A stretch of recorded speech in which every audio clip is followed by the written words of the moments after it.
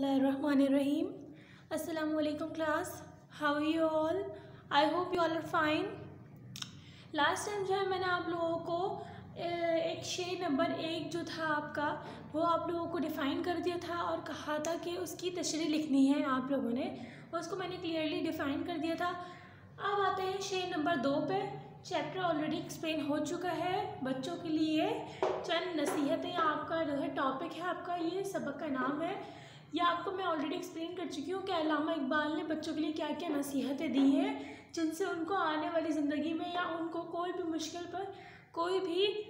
मुश्किल का सामना करने के लिए उनको परेशानी ना हो, उनके पास हिम्मत हो और उनके पास एक जज्बा हो कि हमें हर मुश्किल का सामना करना है। और बहुत सारी अल्लामा इकबाल ने बच्चों के लिए नसीहतें दी हैं, जिनमें से उन्होंने एक ये नसीहत भी दी थी, मिल नहीं सकती निकम्मों को ज़माने में मुराद, कामयाबी की जो ख्वाहिश तो मेहनत चाहिए। ये शेर नंबर 2 है जिसकी तशरीह बताएंगे आपको।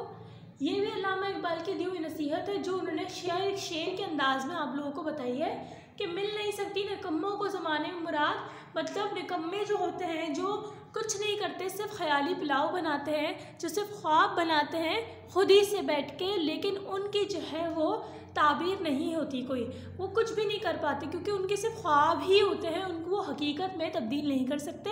और जो कामयाब लोग कैसे बनते हैं, वो मेहनत करते हैं, तभी तो कामयाबी उनको नसीब होती है। और निकम्मों के लिए कुछ भी नहीं होता, ना निकम्मे लोग कामयाब हो सकते हैं और ना ही होते हैं। और मेहनत करने वाले हमेशा कामयाब होते हैं और अपनी हर मुश्किल आसान कर लेते हैं।